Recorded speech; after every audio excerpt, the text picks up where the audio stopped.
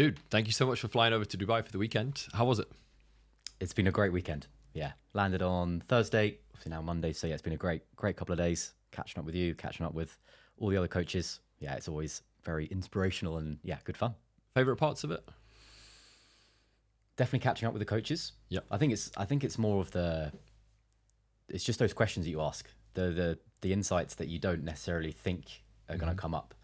That's the beauty. You can learn all the tactics from a webinar or online, but actually it's the little moments that you didn't quite realize were going to crop up, or those little insights that you hear overhearing someone else's conversation. You're like, oh, well, that worked for me, and then you jot it down, and then on the way home you're like, oh yeah, that's actually a big thing that I didn't think about. Yeah, So 100%. definitely those little moments. I always say that with the events that, when we put on like presentations and talk on stage, that I hope, there's some value there, but actually there's just something magic, isn't there, about like 2-3 days with the same people on the same wavelength in a room. It's the small talks over coffee, it's the dinners. Those are like the magic moments. And just to give context, we've just had our Inner Circle weekend out here in Dubai. And Toby's been part of the OT in Inner Circle for 4 years or so now. A big part of it. So this is now how many events have you been to now? Second Dubai, Yeah. and then obviously London 6, 7. Yeah, lost count. But Love it. Awesome. Yeah. And of course, we started the weekend separately to the event by playing golf on the Friday. And it wasn't great for me. What is the secret to being able to not play golf consistently and turn up on Friday, course you've never played on, and just absolutely hammer the hell out of me?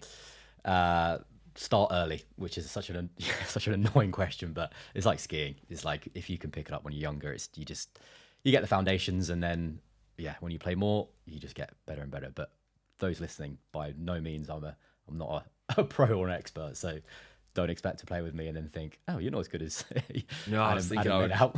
Well, I've been doing lessons, playing on the course, like, relatively consistently. And then I was saying to Sandy the night before, I don't see Toby like play golf that much. Like, see it on his stories every so often. Like, I think I'll take him. I gave up like even keeping score. Yeah, I think I downplayed myself quite nicely. Yeah, you did. Yeah, So, 100%. Future golf, I'm going to do that. Yeah. Play myself down. Well played. So obviously we mentioned we've been working together, for like 4 years now, and previously it was Tobias Lifestyle. Now it's 360 coaching. Can you run through kind of what the reason for the shift was?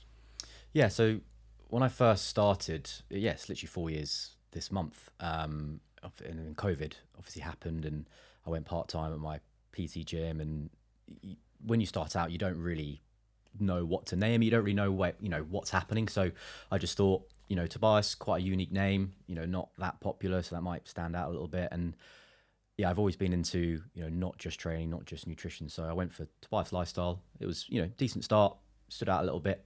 But I think the change was when I brought on team, brought on an assistant, Hannah, and then brought on Harrison last January. And it became not just me. And I didn't, especially as Harrison was picking up his own clients and I was giving him clients, and, just didn't sit right that they're under a coaching called Tobias Lifestyle, but they're being handed over to Harrison to guide them. So yeah, it just didn't sit right. And I wanted a name, and we were going back and forth, weren't we? Between, you know my business, well now. So, it's not just training and it's not just nutrition. And so I was trying to come up with some sort of name that encompassed, everything. And I did a little bit of, quote market research, but I was asking clients, we came up with 360, and I was asking a couple of clients, the OGs, of going, if I said to you, 360, how what would that mean? I didn't give any context. And two of them actually said sort of standing at the top of a huge building or a mountain, and you're getting that whole 360 degree, overview. And that was when it sort of, the little light bulb just going, perfect. If that, for a client, without giving any context of going, I'm rebranding, if they thought, it encompasses everything, then that really hit home. So I went with 360, didn't try to over jazz it, but I thought actually it stood really nicely for what we stand for. And obviously, as we'll probably go on to, but the center of that is our core habit formation, which led into our branding quite nicely with the logo, and then the 360 fitted really nicely into it. So yeah, that was the sort of the transition. Love it. Let's talk Harrison. Most coaches end up getting to a point where they are at capacity themselves, and then they kind of have two options. It's like, become ultra premium and just stay just themselves, work with a limited number of clients, or try and, I guess, spread that message, be able to help more people with, which we'll come to in a minute, the habit, the power of habits, the secrets of it that, you truly believe in. What was the reason for bringing on a coach and going down that route? And do you see yourself, as the business continues to grow, eventually you'll take on a second coach, a third coach, and so on? Yeah, I've always been someone who just naturally always wanted just to keep progressing. I've never been someone to sort of just be happy to be where I'm at. So it wasn't even a decision that I sort of sat down going, okay, do I want it to be myself? Do I want it to bring on a team? It just naturally happened. And I knew Harrison from, we used to work together at a gym in London. So I knew of him. But I think just my subconscious just wanted to bring on someone. And I've always been, a decent leader, even just with sport. I've been a couple of captains, and I just find myself, naturally being pretty good at, leading and teaching people.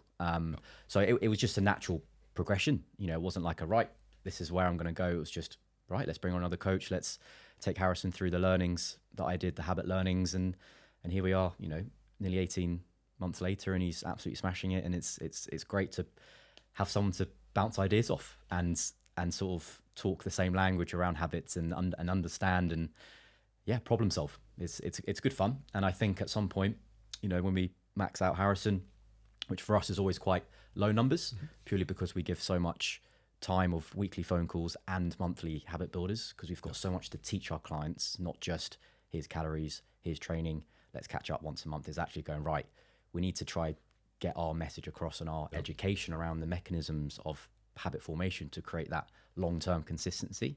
So I definitely feel like we're going to grow, which is exciting. Love it. Hannah, your assistant, she's been on board almost 3 years. 3 years. Yeah, 3 years pretty much this month as well. So bit of a side tangent, but obviously you see the inside, or you see a lot of other coaching businesses, from the program, and you'll sometimes speak to coaches that have gone through 2, 3, 4 assistants, whereas my understanding is that Hannah was your first hire. Here she is still 3 years later, so you're definitely doing something right.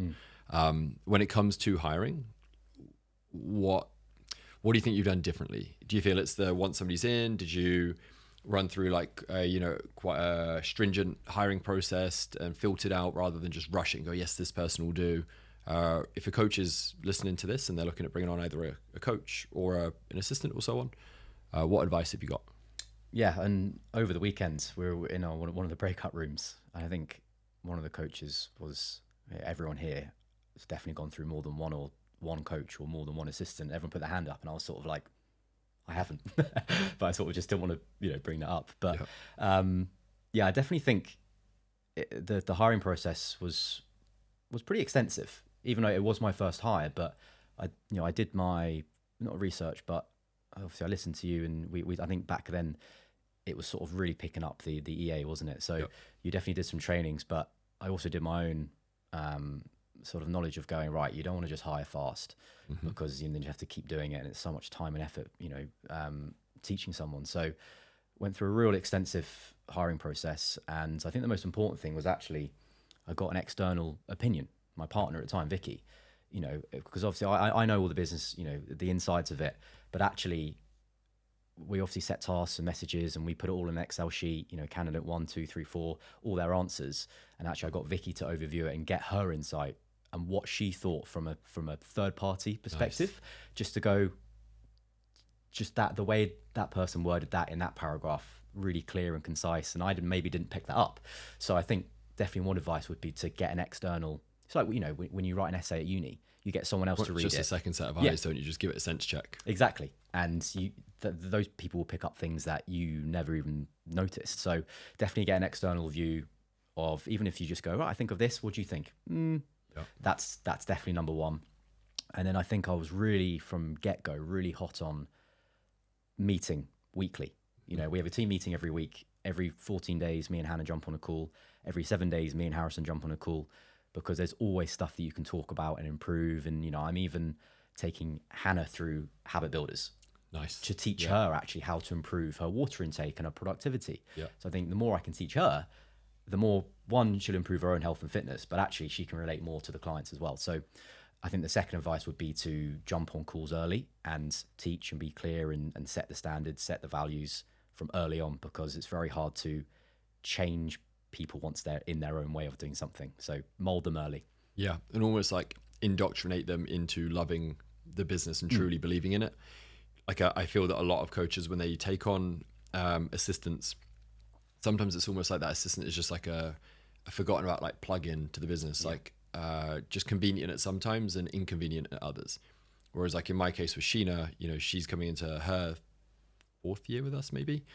And again, like she loves the OT, like she lives, breathes it, like understands it, like watches some of the trainings back.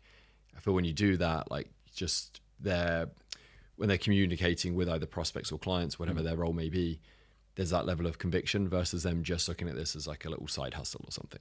Yeah. And and again, if they can understand the business and buy into it of going, oh, what's Toby's taught me in terms of my own water intake, then she buys into it. She understands, she can see the benefits of what we are teaching. And when she is talking to clients, because Hannah runs as like our accountability coach as well, to, you know, give clients just summaries of, you know, how that average, you know, if we have set them a step goal, it's just to remind them going, yeah, you've hit your average.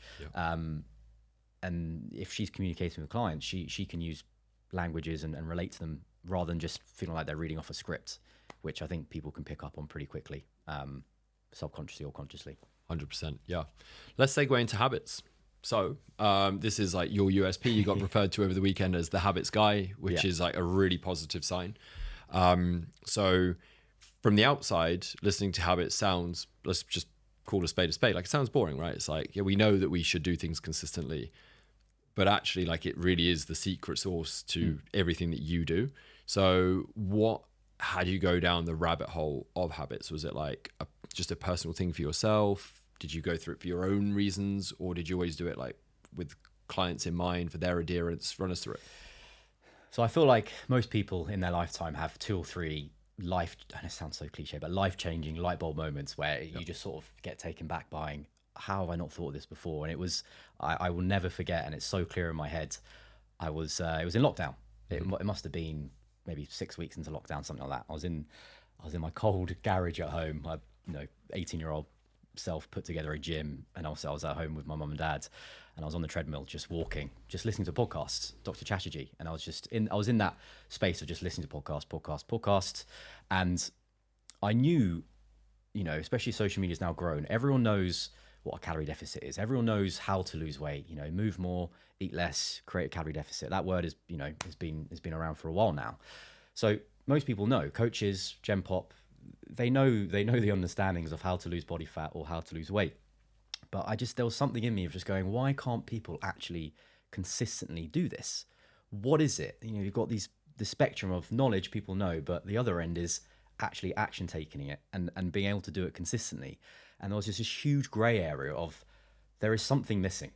And when I was listening to this podcast around habits, and it was just this moment where I literally stopped the treadmill and I just stood there and I went straight inside. I ordered the book straight away. It was just one of those moments where I have to jump on this because it just filled that gap. And what I started to realize was we all do habits. We all brush our teeth, and there's a reason behind it, because subconsciously we know there's a benefit of brushing our teeth. Our parents have told us early on, going, if you brush your teeth, you need to, because it's good and it's healthy. All right, so hence why, hopefully, turn into your fingers crossed. Hopefully, yeah.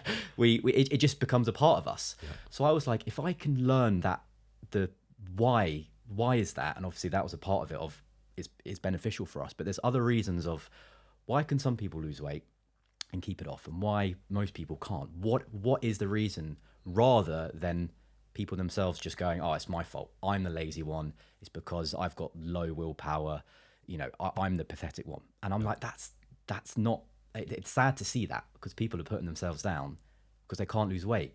So it just, when I started to learn the mechanisms of behind why someone can stick to something and why something can't, if I can then translate that knowledge to my clients in terms of health and fitness, and obviously not make it boring in like a science lesson or a school lesson. Which, by the way, you can go pretty deep with, right? I remember at the London event, Yeah. you know, there's like charts and graphs, and it's So I thought for coaches, I think I could go into that, but obviously for clients, we've got to put it across in a way that it's really relatable. And once you learn, you know, the three components of a behavior and whether it can stick or not, then it becomes, you know, we've had so much feedback on testimonials of people going, I've lost weight and it's felt easy. It's like they come back going, what is something wrong? Like it doesn't feel hard. I'm like, that's because you've able to introduce these behaviors and tweak these behaviors so that it becomes just a part of your routine and you do them every day, and it's that compound effect. You know, we don't get results in 6 weeks like a bikini, you know, and people don't come to us for that. They know, hey, if I can change my habits, those 0.5%, and it doesn't feel like I have to use willpower, motivation, restriction, then actually over 12 weeks, 16, 20 weeks, it just compounds. And that's where we absolutely excel, is teaching people how to unbreak, untangle habits, the negative ones for their goal, but also how to introduce positive ones that become habitual, a part of their routine, like brushing teeth, pouring a coffee, blowing your nose, going to the toilet. That's where the magic happens. nice.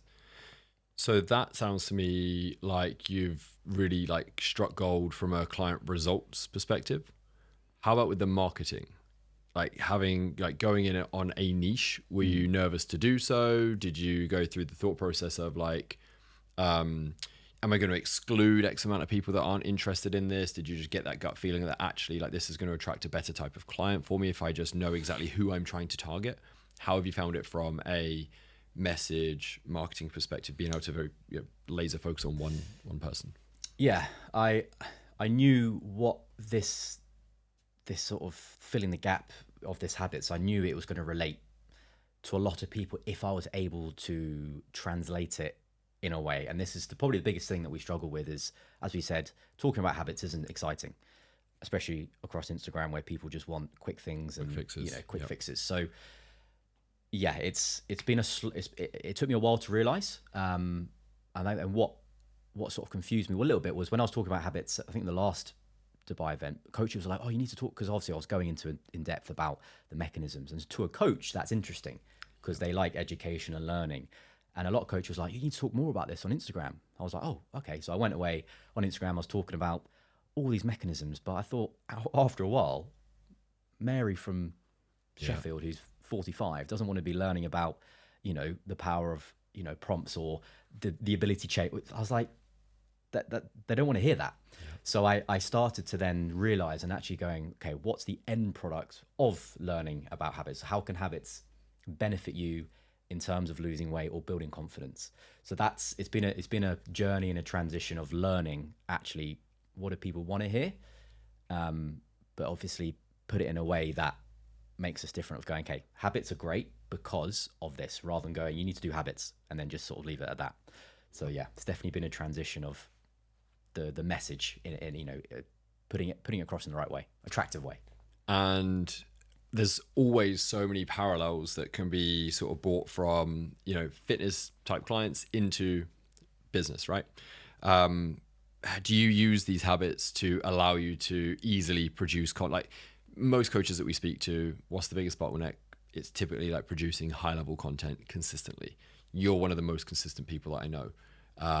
Do you feel that the habits, you know, have played a massive role in that? And if so, what lessons can you give like the average coach that's watching this and procrastinates on content, or maybe tries to produce 5 pieces a week and ends up with 3, or goes through a great run of it for 2 weeks, and then like, what advice can you give there? So I think that the biggest thing that it hasn't necessarily been like a conscious thing. I think because everything I've just started to learn, especially it's more around beginning, was just around general health, like water intake. You know, I have these setups and habits that I didn't really realize, but I was obviously building it as I was reading and learning the habit formation.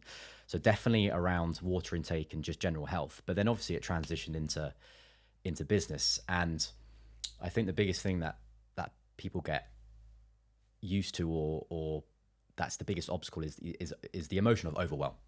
And obviously we know if you are able to produce good quality but quantity of social proof or reels, whatever, that's great. But if someone's starting out, going from maybe just one post every 2 weeks to then trying to do 5, you're going from 0 to 100. And it's that people focus on the end result of going, I need to do 5 this week, and I'm only used to doing 1 every 2 weeks. That difference is very overwhelming, because you can't see yourself doing that because you're so far away. So the big thing that I do, and I say to even Hannah, Harrison, all our clients, is when you have that sense of overwhelm, let's say you're wanting to do 5, 7 reels in a week, of actually going, okay, that's the end result, but what are the first 1 or 2, 3 steps that I need to do before that even happens? Okay, I need to maybe buy a better iPhone. It's actually the easiest thing is to do those one-time behaviors. What are the things that I can just do now, like buy an iPhone or a ring light, or even just a good microphone? Yep. They're the first things. They're the easy things. So get those. Okay, I've done that. Right. What are the next 2 or 3 steps that I need to do? All right. I need to work out, how am I going to plan this content? Am I going to do it monthly? Sit down on a Sunday and plan all my reels, for a month. I'm someone who actually does it on the day, because I feel like it's, check-ins I might have on Monday, something might come up and go, oh, that's a good one for Tuesday. So work out how you're going to plan it. Next step is then, what are you going to say? Okay, script it. Or, scripting is you actually write down what you think you're going to say. So I think what I'm trying to say is just think of the first 1 to 2 to 3 steps that need to happen before thinking about the end products, because that's the overwhelming, because you're so far away from it. But when you focus on the first 3 steps, you just keep chipping away. And by, a day later, you might be like, oh, cool, I've got my camera, I've got the scripts. All right, all I need to do is just press shoot and I filmed it. And obviously that's when you can offload to an editor so yeah, just think of the first couple of steps, the initial steps that need to happen. So interesting, because obviously a lot of coaches feel that they need to batch it, right? It's like, I need to plan a week in advance, a month in advance. You're saying actually you do it daily and you're pretty fucking consistent with it. Yeah.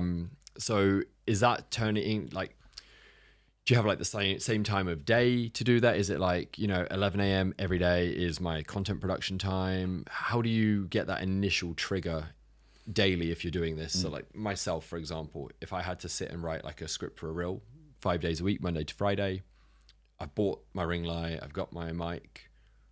Do you focus on environment triggers, anything like that? Yeah. So the big thing in habits is prompts. Mm-hmm. No behavior that we do doesn't happen without a prompt, whether you know or not, consciously or subconsciously. How do I know I need to go to the toilet? Well, we've got an internal prompt to let us know. Hunger hormones. We've got so many things to prompt us to do stuff. How do you know when your phone, someone's calling you? There's a huge prompt. So every behavior that we want to do, we need to create some sort of prompt. And people go down, the sticky notes and the reminders, but there are so many issues to that.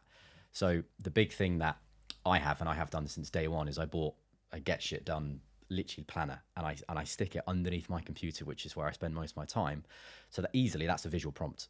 I have to look probably about 4 inches and I can see my planner. So Monday, obviously it's changed over time, but I know Monday now is an exercise reel. Yep. Tuesday is talking about an actionable reel. Wednesday at the moment is a bit of a carousel, or just things that, quick tips. Thursday is another actionable reel. Friday is a transformation. Saturday is a testimonial, and then Sunday is a sort of like a weekly review. And I only can reel that off because I've seen it so many times on my Get Shit Done. So what I would say to someone is put down the 2 to 3 of your absolute non-negotiables that need to happen.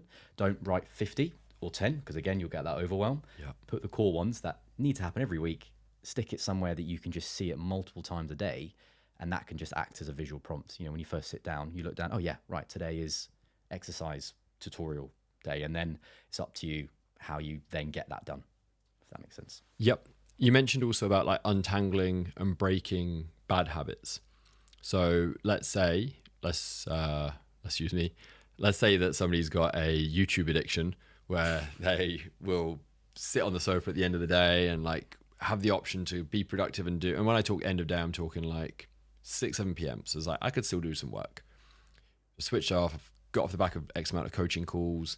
And then I'm like, deep down, I should probably go clear messages, or I should catch up with this. but it's easier to quickly just get that little dopamine hit, on YouTube for 10, 15 minutes, which of course then turns into 30, 40 minutes. So how do you break negative patterns? So the first thing that you need to do is identify what is making this habit.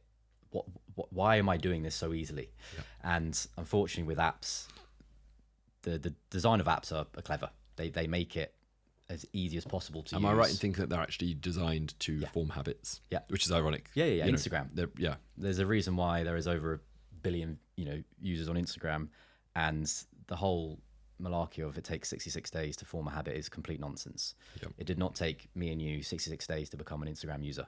It's pretty much instantaneously, because they have designed it to make us feel good with likes, to make us feel in control with filters, to let us know when people have commented. It's not just by chance this Instagram has become one of the most popular apps in the world. So the first thing is, if you've got a bad habit, YouTube, or whether it is like snacking late at night, whatever it is, you've got to identify, there's three components to why behavior happens. The M is the motivation. Okay, what is the motivation there? A is the ability. How easy is this to do? And P is, what's the prompt? So for you with YouTube, you've got a high motivation to use it because you watch car videos. It makes you feel good, which is great. But also the A is, it's super easy to do. It's on your phone. It probably might be on your first 1 or 2 pages on your iPhone. Yeah. So like bottom, Safari open. Yeah. YouTube. It's typically super open easy. Anyway. Catch up on the Masters. You go, watch a quick catch up on the Masters of yesterday, and then before you know it, like you're onto the next video. The addiction thing, the habit. Yeah. And there's a prompt happening. Something's happening in your day for you to go, work's done. Whether it's, I know it sounds silly, but even like the lighting outside, that can be a prompt just to go, it's a certain time of day. It's just those things the environmental prompts. There's something that prompts you to go, oh, it's YouTube time now. Yeah. So you've got the prompt, you love it, and it's super easy to do. And then once you're on it, you're in that YouTube rabbit hole. But then you also haven't got something else to remind you to get off it. Yeah. So one of the things that we've worked with clients is to help them get out of bed in the morning. Mm-hmm. People wake up, go on their phone, they're just down a rabbit hole an hour later, but they haven't had something else to remind them to go, oh, you've been on it for 20 minutes. Mm-hmm. So we've helped people, one, set an alarm to get up, but also have a second alarm that's a completely different noise after 20 minutes, after 10 minutes, after half an hour. So you're scrolling, half an hour goes like that, doesn't it, on YouTube? Yeah. This alarm that they're not used to goes off, and like, oh, that's a different alarm. And then the alarm says, time to get up. And then people have 2 choices. They either stay in bed, and that's their choice, or they get up. But at least you've given yourself more of a chance to go, okay, I've been on for 20 minutes now. Right, that's enough. Time to get up. I've had my fix. So it's identifying what's the motivation, what's making it easy, and what's the prompt. You simply just reverse engineer it. Can I remove the prompt? Can I ignore the prompt?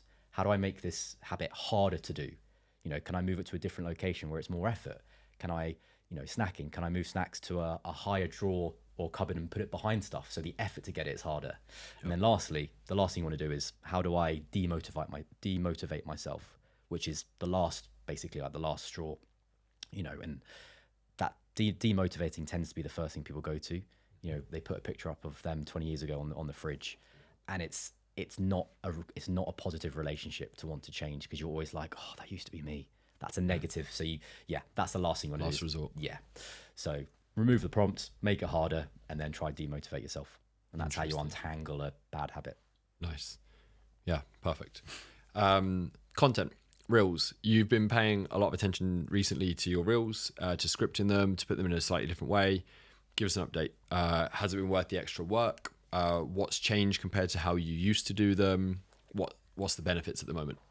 Yeah, so I used to just do the classic and, know what subjects I'm going to do, exercise, or just talk about, I don't know, how to untangle a habit. And I'll just ball it, just free ball it. And you think you're talking for 60 seconds, you finish it and it's 2 minutes 30.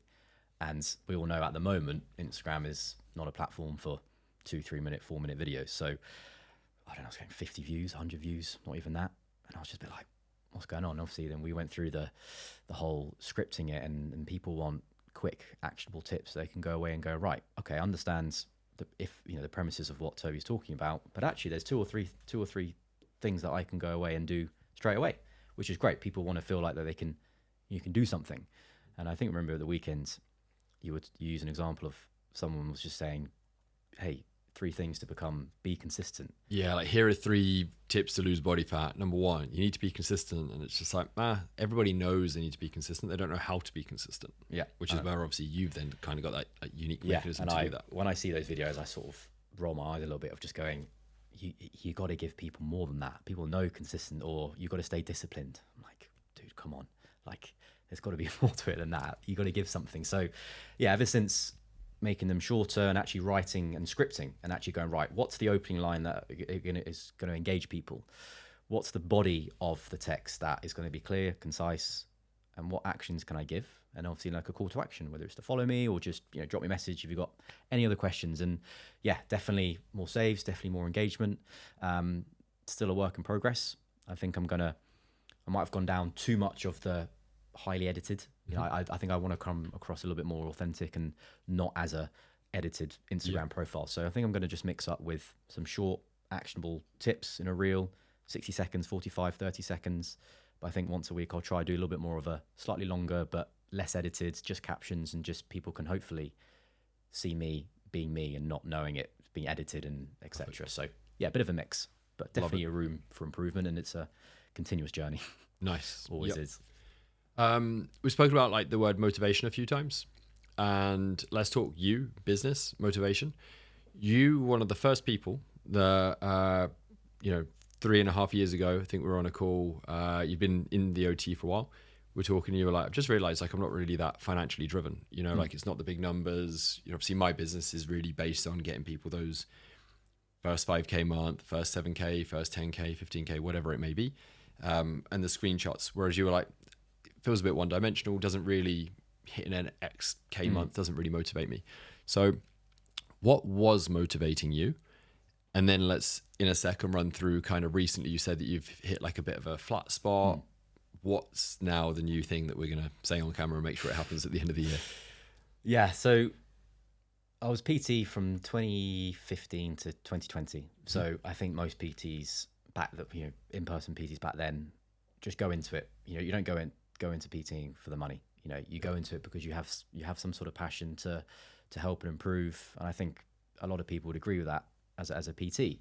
So I was in PT, and then just before COVID, there was just something screaming in me of going, you've got more in you. Like you've got all this knowledge. I know I was pretty good at it. I could communicate well, and there was just something going, do more. Hence why when we chatted pretty much start just before lockdown, I remember our first call. And the excitement was, holy shit, I can potentially now go help hundreds of people, at home and not having to be up at 5:30, in the morning. So the goal and the motivation, the drive was I can now put out what's in here across endless amount of people, which was really exciting to be able to help loads more people. Yep. So that was the first initial goal. And then as it transitioned, I just wanted to build the best service I could. And I think if I did that, the finances would take care of itself, which it did. I was just so client driven just to go, I want to create the best service that people don't want to leave. And I think I've done hopefully a pretty good job of doing that. But naturally things change when you bring on 2 people, when you bring on a team. Naturally you have to be more aware of finances because you've got some responsibilities to, pay your staff, pay your coaches, pay Harrison, pay Hannah. But over the last 6 to 12 months, I only really get sort of fired up a little bit, finances, when we come to this, these events, because you hear what other people are doing. Oh, that'd be cool, just as a personal achievement. 2 or 3 weeks later, I'm sort of short-lived, isn't it? Just sort of just comes down again. I'm just sort of coasting it a little bit, and I haven't realized what that thing is that will really take me to the next level. And as I said to you, I think it was on Sunday, on the way to the taxi, or in the taxi on the way to your villa for the breakout rooms, I know I really get a sense of achievement from organizing things. And I think it's, rather than the control of organizing it, I think it's more, I just love bringing people together. I just think every birthday, every chance, I will just bring all my friends together, family. I just get a huge sense of, I don't know what it is, I just love it. I really, really do.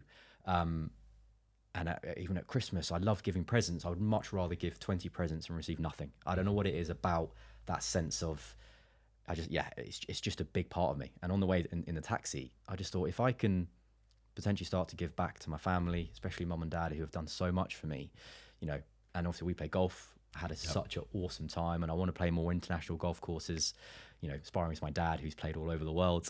He's never been to Dubai. I don't think my brother has. So I thought, how cool would it be if I could fly out, my dad, my brother out to Dubai, premium economy, minimum, pay for their golf. For me, that I just got this real adrenaline, and I was just super excited. And I was just like, wow, okay, maybe that's what I should strive for, rather than going, first I need to hit X amount, and then, okay, what can I do with that? If I can just skip that and go, right, this is what I want to do, fly my brother and dad out to Dubai, premium economy, which would be a fair whack of money, then reverse engineer what month do I need leading up to that to be able to afford that stress-free. And to me, that makes so much more sense, and I get so much more excitement from that versus just going, I want to hit this, and then what can I do with the money? I want to hit this, rather than just telling you, going, hey Adam, I hit this, and then you'll go, amazing job, quick dopamine job. And then oh, is that, was that it? Is that all I worked that for? Just that little hit. But the sense of achievement and accomplishment means it's so much more to me if I can set milestones of giving back to people who I love, and yeah, so that's been a bit of a breakthrough this cool weekend. Isn't it? Yeah, it's wicked. It's and even giving back to clients who I really enjoy and I know really value us. Like over the weekend, I did a couple of really bought some of my OG clients just something, and that means to them, and their response was, I feel so touched, and that just gives me such satisfaction. So definitely something to look forward to. Yeah, I think it's an important one. If anybody's watching this, like a coach is watching this, and they're finding themselves like not approaching everything with the same like tenacity and enthusiasm that they once did, it's being aware of that like inner thermostat that obviously you've heard me talk about a bunch of times. And I find when most people start building a business, it's rightly so for selfish reasons. It's like, I don't want to be on the gym floor anymore counting reps. I want to be able to work from my laptop. I want to be able to travel.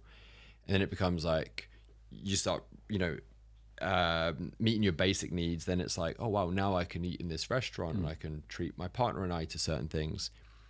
But then that gets kind of boring, like once you've got to a certain level. And that's for me anyway. And it now sounds like you've had the same light bulb moment, that I feel that the next level to push you is then when you've got friends, family, stuff like that you can organize cool things with, like flying your brother and your dad out, to Dubai for golf. And then it's like less about you, more about them. It just makes you feel good. Yeah, for sure. So yeah, super excited to get home and just work out, right, what income do I need for that to happen?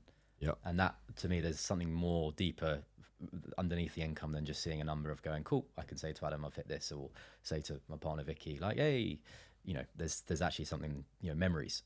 Yeah. I'll never forget when you bought me and Vicky the champagne at the Savoy when we got engaged. It's those memories that I want to then give to other people. It's a cool feeling, right? Yeah, really, really cool. Amazing. Let's keep it real.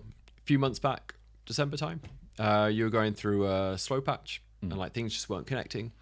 How'd you keep going? Because that's where most people would throw in the towel. Just like a client on a fat loss journey, they get on the scales a couple of weeks in a row, they plateau, they give up, they throw in the towel.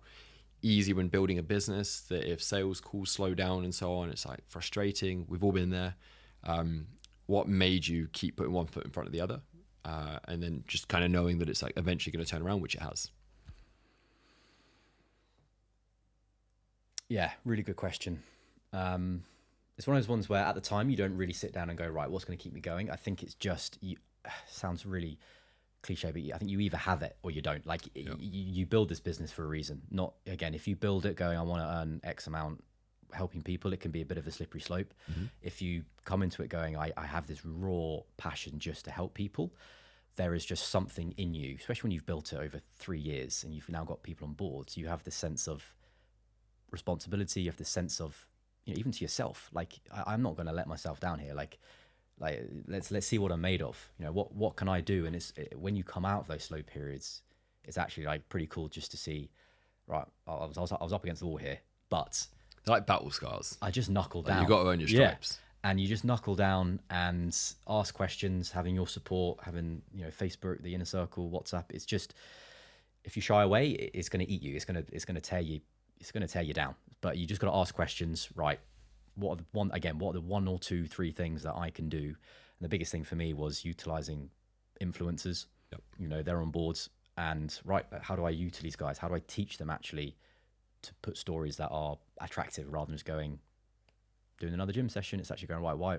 How are those followers going to want to come onto my page? So, and obviously getting good results with them is if you get great results with these people who have got great engagement and they share it, it's one of the easiest and most powerful ways for people to go, oh, who's that Tobias guy who did that? And they come to you and so on. So it's utilizing, do I have this raw passion to get through this? Yes or no? When you do have that, it's then going, cool, what one or two things do I need to do to get the ball rolling? And can I ask help? Can I see what other people have done? So I think they're the steps that I think for me I went through. Agreed. Love it. Obviously, you've been around the online fitness coaching space a while. You've been rubbing shoulders with a load of coaches, part of the same group. What mistakes do you see some of the coaches that are maybe not at like inner circle level, maybe the beginner type levels? What common mistakes do you see them making? I would say following the crowd or following the trends of just the classic, here's your macros, here's your training plan, and that's what we need to get results. And it's finding what makes you different. And you talk about this all the time. And you know, I'm lucky enough to have found my real space of the power of habits, and you know, hopefully I'm becoming, you know, standing out to be the habits guy, which is awesome, because that's exactly what makes us super different. So I think the mistakes is just following the crowd and just doing the generic, you know, we've got an app, we give custom training plans, we'll give you custom calorie track. 10 years ago, great, but every single 95% of coaches that I know do that. Whereas when I turn around and go, I would say probably 30% of our clients do some sort of calorie tracking as a tool. I would say probably 50% do something at home in terms of exercise because it's easier and more consistent. People are like, what? I'm like, yeah, find what makes you different and go in all of that and show it and be proud of it. So yeah, just don't follow the crowd, and just because it's worked for someone else, you know, doesn't mean it's going to work for you. So be different and go all in on that unique mechanism. Yep. Love it. If a coach is watching this and they want to jump up an income bracket, they want to add like say 3K over the next 2-3 months to their income, what should they do? Give us like 2-3 tips. What would you do if you needed to bump income by 3K within 3 months minimum? I would say medium to long term. I think there's a quote, I don't know where, I think it was one of your webinars. There's no better use of your time than making good quality content. From Dan Martell. Yep. That's stuck with me ever since. Yep. You know, like this morning, I was like, I'll wait until I do content when I get home. But I was actually like, you know what? I've got a couple of hours. There is no better use of my time to create decent quality content. So medium to long term, if you can try sort of get that quote in your head of going, actually, I'm not just going to pump out a quick reel. It's actually going, okay, can I sit down and think about what am I trying to do? Like, what's the outcome of this reel? How do I just write down, script it? What's the editing going to look like? So actually spend time, and there's no better use of your time than creating good quality content. And then short term, I would try utilize your micro influencers, people who have basically who are good, you know, high engagement on Instagram.